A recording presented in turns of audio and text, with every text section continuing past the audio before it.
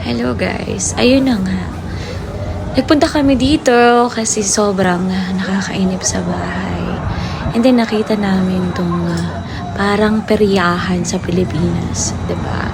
So ito na nga, dahil napakarami nila, mamimili tayo ng sasakyan namin.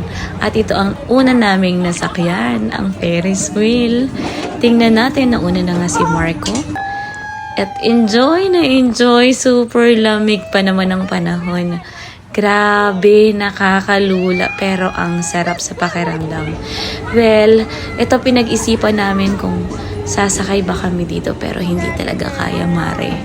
Hindi ko kaya dahil dyan, ito na, nakakatakot. At ito pa ang pinaka-in-enjoy namin sa lahat. Diba? Ikot-ikot tayo, Mare. Tingnan natin. Sige, pakyat ka dyan. Sige. Kahit malamig. Tira.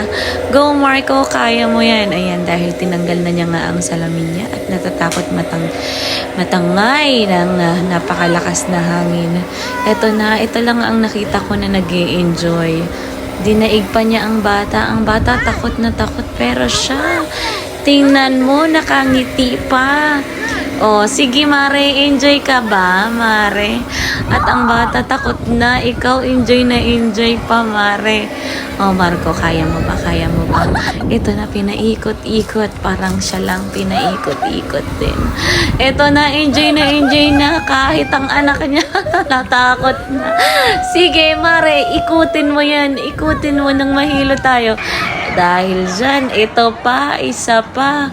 Umiikot din, pero mukhang hindi na. Ayoko na siyang sakyan kasi nakakatakot. Kaya hanggang dito na lang, ayoko na.